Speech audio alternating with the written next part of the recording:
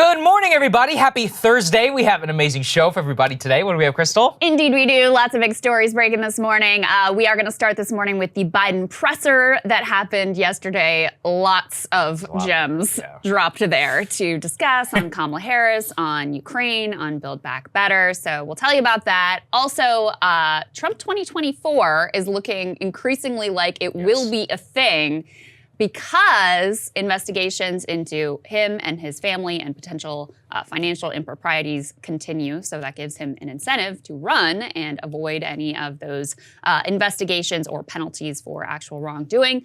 There's new video of that drone strike in Afghanistan. We have brought you the details of that before on Biden's way out in order to appear tough for the media that was filleting him for, finally getting us out of that war. They executed a drone strike they claimed was on ISIS-K militants. That story fell apart almost instantly. Come to find out, it was 10 civilians. Of course, zero accountability. We have some footage of that strike that came from the New York Times, their FOIA request. It is disturbing to watch, but I think it's important that we sit with it and take a look at it and talk about that. People need to watch it. Exactly, and talk about the bigger context here. Really interesting podcast between Marianne Williamson and Andrew Yang, kind of debating third-party efforts, a la Andrew Yang's Forward Party, and potential primary of Biden and what might be most effective in effectuating change. We also have to bring you the details. Incredible story. NPR reporting with great certainty that Chief Justice John Roberts had asked Justice Gorsuch to wear a mask because Sonia Sotomayor has comorbidities that make her more vulnerable to COVID, and that he refused, and this was the whole thing about what a jerk he is. They are totally shooting down that story. NPR is still bizarrely they're like, we standing by their reporting. Okay. Like, the people involved just said you're full of it. So very interesting details there. We've also got Stoller in the show to talk about antitrust as it applies to the video game industry. But we did want to start, Saagar, with that big Biden presser. Yeah, this Biden press conference was, I don't even know, guys. It was truly bonkers. Although it was the longest press conference of a modern American president. Was it really? I guess that he gets that. Oh, I yes, didn't see that longer metric. than Trump, He beat Trump, longer than Barack Obama, and apparently George W. Bush as well. So quite interesting. An hour and 50 minutes, I feel, for the people who were in the room. Let's just lay the ground for this at the top, which is that voters are pretty concerned about Joe Biden and his health. Let's put this up there on the screen. In focus groups, people are basically saying that Biden and his personal health do not look so good. This is from Josh Kraushaar, who is quoting from a CNN study. Focus groups are giving party operatives nightmares. Biden is coming across as old and absent, they say. Don't say. Real and perceived fumbles play into fears that he is not up to the job, and Democrats are incompetent. So that was likely the context as to why he decided to stay out there for an hour and 50 minutes. Can I just pause for one second before you throw to the clips? How many times did we say during the Democratic primary, guys, this is a real problem. We're attacked viciously. And something that you should, and it was, oh, you're ableist, and he just has a stutter, and you're being ridiculous, and how can you attack him for this? No, this is not about someone who overcame a stutter as a young child. This is someone who has to appear competent and in command for the American people, and it's not going to go well if he can't. And lo and behold, now even mainstream elite legacy media journalists are having to admit that, there are some problems here. 3 years later, Krystal, and people really need to remember, we were viciously attacked on our show for pointing out some of his stumbles and just very clearly saying, look, we are not denigrating the man for his age. We are simply saying that there is a strong, look, anybody knows. You look at an old person, they're not the way that they used to be. I personally, and you did as well, had seen Joe Biden speak in the flesh 10 years ago versus now. Not the same guy. I was at that debate where he destroyed Paul Ryan. There you go. He was the supposed wonder boy of the Republican Party. And I saw him at a rally literally the exact same year. It is not even close to the same person who you see standing in front of you today. And that was just very full-on display, possibly igniting an international crisis. We'll start with Kamala Harris, where he decided to put two things to rest. He said he is going to run in 2024, and Kamala will be his vice presidential nominee. Let's take a listen. You put Vice President Harris in charge of voting rights. Are you satisfied with her work on this issue? And can you guarantee, do you commit that she will be your running mate in 2024, provided that you run again? Yes and yes.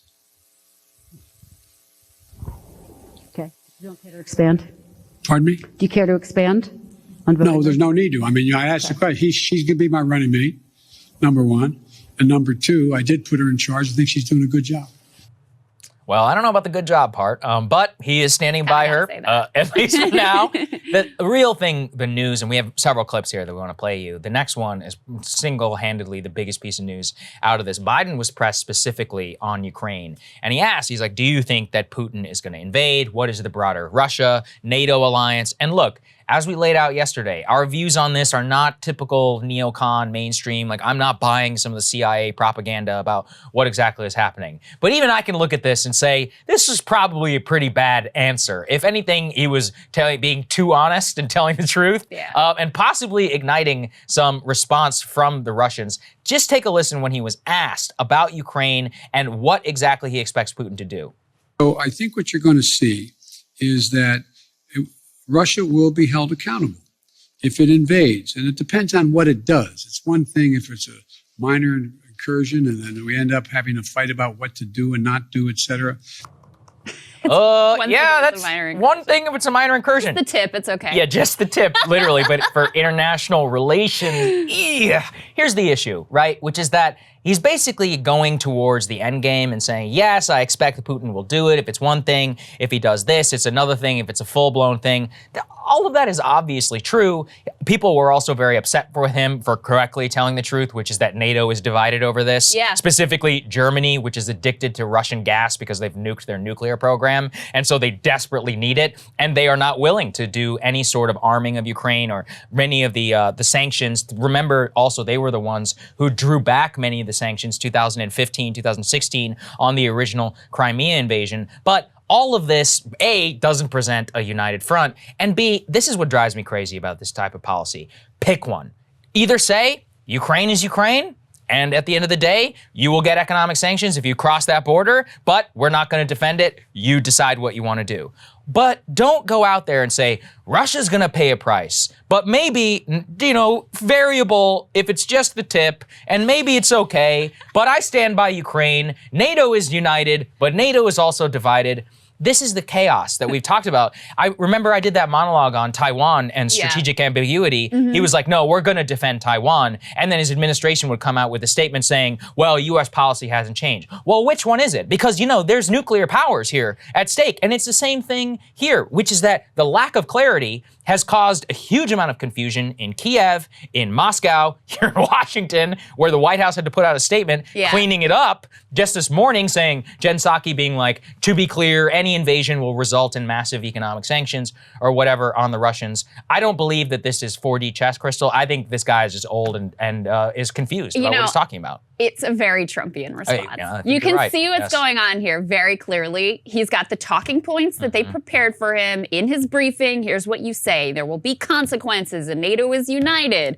But he can't help but actually just sort of meander into what the reality of the situation is, which is, if they do a little incursion, they can have a little incursion as a treat, I guess. And then we got to talk about, how serious is this? How much do we want to commit ourselves? NATO's divided. What are you going to do?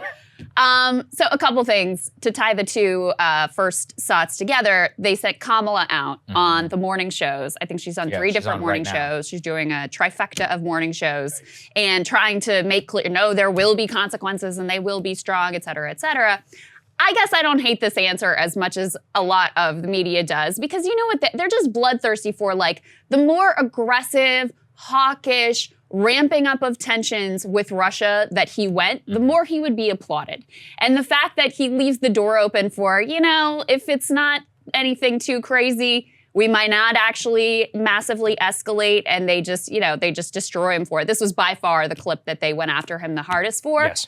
I would prefer these sort of confused doublespeak with a little bit of the truth slipping in here and tensions going down versus him beating his chest and giving the media ultimately what they want. So was it a great answer? No. Could it have been worse, in my opinion? Yes. And I was actually very fearful that it would have been much more in the hawkish, ratcheting up of tensions, leading us further and closer to the brink of war direction than what we ultimately got. I agree. And my problem and fear here is that the president may feel one thing, but it's also very clear that, depending on who's really in charge, who's actually running the State Department and the policy, because we continue to put out these statements and then, one thing or the other, the lack of clarity and the ambiguity whenever it comes to this, that is where you have real conflict. So the president may feel one way, but then what if he gets dragged towards some chest beating type thing if it actually does come down to it? Is he in charge here or not, depending on how he feels?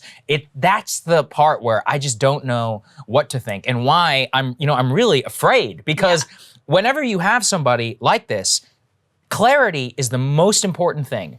Either say, look, NATO stands united, we've agreed on economic sanctions, Putin, it's up to you. Well, just the tip. You come in, maybe, NATO's divided. What kind of message are you sending? And I'm not standing for Ukraine. I'm not standing for Moscow either. I'm saying that chaos in the international system is bad. One thing we learned from the 20th century is that the escalation ladder on these things escalation ladder goes very, very quickly. And once it's out of the bag, it's very hard in order to put it back in. The number one lesson of the First World War is be clear about what your actual international lines are. Don't have the president say one thing, the vice president say another, put another statement out. If this was actual administration policy, A, I would support it. But B, I would be happy. I'd be like, great. Putin knows exactly what can be done, etc. But now, nobody knows. And same in Kiev. Look, Kiev now has our Javelin missiles, okay? Are they going to use those against Moscow? That is a real insurgent force. That's a real question, and that's not good for us to have to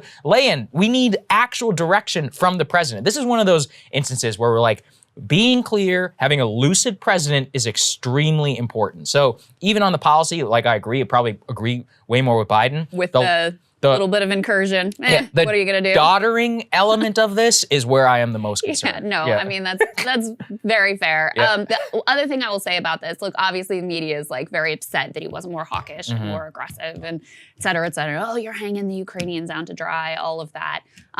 But just imagine if this was Trump. They would lose it. Yeah. Oh, it would be, what does Putin have on him? And they'd be calling for his impeachment again over, in their words, green lighting a Russian incursion into invasion of Ukraine. You can just imagine the fire alarm level freak out that would have occurred if this was Trump, and we'd be going back to, what if he was a Russian agent since 1987, and where's the P-tape and all that stuff. They impeached the guy because he didn't want to arm Ukraine. And he did.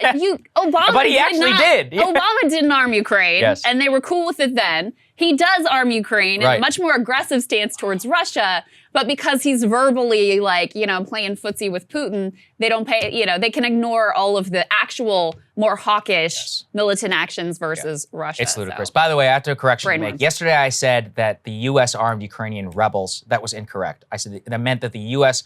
armed Ukrainian government, the rebels are the people in eastern Ukraine who are on the Russian side. So I apologize for that, and that is just me correcting my statement. The other major piece of news that came out of this from the so-called domestic agenda, Biden saying that they will have to break up the Build Back Better Act, not specifying actually though which parts are going to be forward. Take a listen. I think we can break the package up, get as much as we can now, and come back and fight for the rest later. So interesting there, Krystal, saying, I'm going to break it up. This came after news that Bill Clinton had apparently called Biden and told him to break up the package and see exactly what we could get on there. But I'm quite doubtful. Look, it's January 20th. They technically have a couple of months before the midterms really start to ramp up. Senate floor time is a very precious thing. Nobody knows which pieces people actually agree upon. And also, the White House, it's not like they're deploying a full-fledged effort on, okay, let's get the child tax credit. You know why? Because Joe Manchin opposes child tax credit. Mm-hmm. They're not going full bore and saying, okay, let's do prescription drug pricing. Why? Because Kirsten Sinema opposes the prescription drug pricing. So what do they agree on? Expanding the Pell Grant program? Yeah, okay.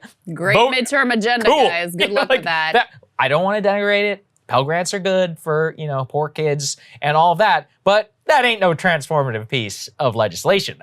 This is the part where the sad part, that people need to understand is the things that they all do agree on, all 50, are the most mealy-mouthed, nothing-type programs, which would make him look like an idiot for spending so much of the country's time and political capital on, that I still expect very little to get done, Krystal. Yeah, well, and if they're just using it as like a messaging tool for the midterms, obviously that's pathetic. What you really need to do is to be willing to put Joe Manchin in a tough spot where he's on the wrong side of an issue that in his own state is an 80-20 issue.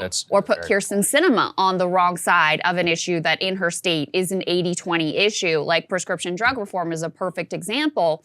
But they're too afraid to stand up to these two individuals or anyone else in the caucus and actually do the muscling and the hard work to get these things passed. Let's be clear. I mean, the strategy of breaking it up and making things uncomfortable and making people take really difficult votes, that would have been a much better strategy from the beginning.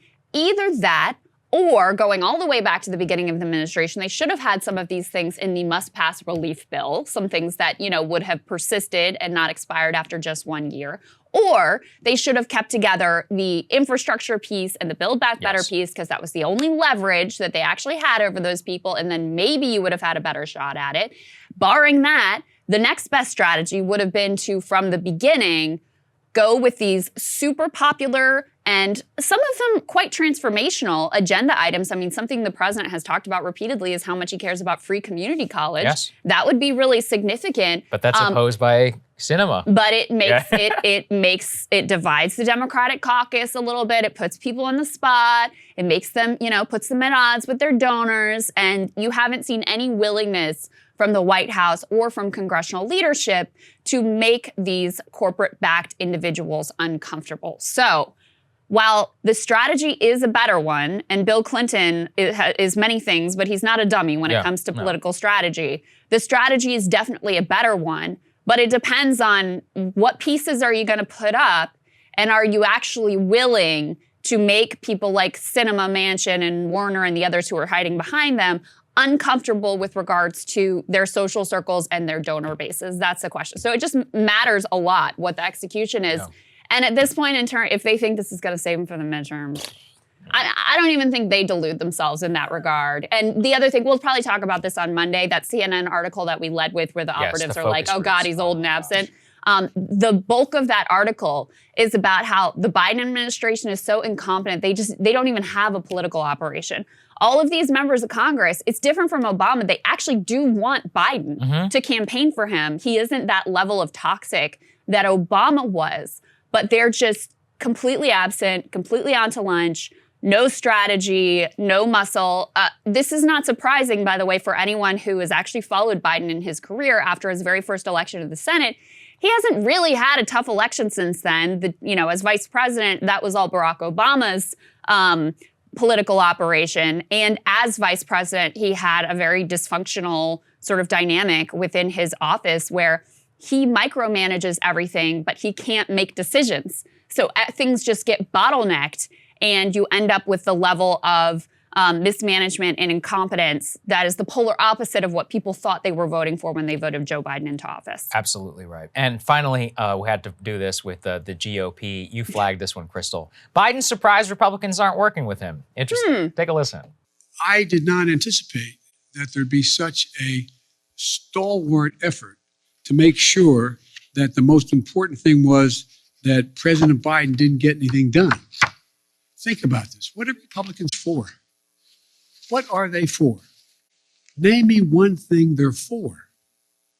And so the problem here is that I think what I have to do in the change in tactic, if you will, I have to make clear to the American people what we are for. We've passed a lot.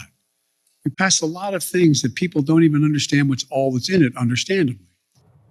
So funny, Krystal. He's like, what are Republicans for? I didn't anticipate this level. I'm like, dude, did you live through your own vice presidency? Well, where were you? What's happening? I have to say, I actually was kind of surprised that Republicans even gave him the infrastructure package. That's a good point. Well, no, that's because the Chamber of Commerce and the Business Roundtable. Of course, yeah, the business people all wanted it, and they pushed him to do it. But that's as far as you're going to get. Like, where have you been for the past 2 decades? This is obviously They were not going to hand you your agenda. And let's throw this next tear sheet up on the screen. I went back and looked.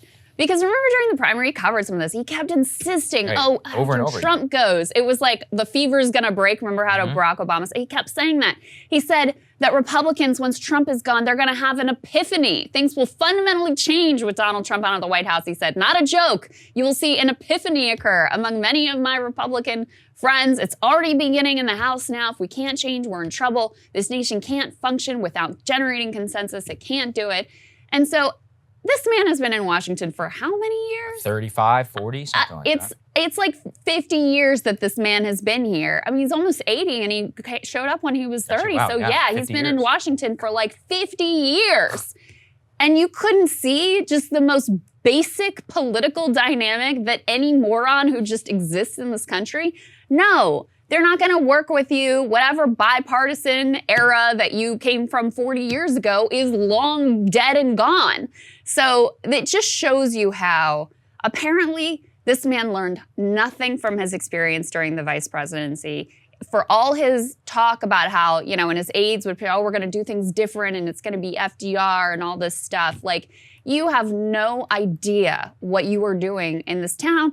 And the American people are suffering for it. Like, I don't even care about your political prospects or the political prospects of the Democratic Party, but this is a time of crisis and chaos and deep uncertainty. And you have nothing to say. You're unable to execute on even the basics of your vision. He got asked at the end, are you gonna, hey, you made a promise to cancel some student debt. You gonna do that? No answer. So don't give me this, oh, it's all the fault of man, oh, the parliamentarian, oh, the Republicans, they're so mean. There are things in your power that you could do right now. And by the way, that if you executed your administration with a competent strategy and tactics from the beginning, you could have accomplished way, way more. So don't give me this, your hands are tied, and all your excuses. This first year, you have to say, looking at it, and yesterday that's why I did this presser, it's a 1-year anniversary of his term in office, it's a failure. Yep, complete disaster. Hey guys, thanks so much for watching. That's right. Just as a reminder, you can become a premium subscriber today. Watch the full show completely uncut, our reactions to each other's monologues. You get to listen to it, you get to ask us questions,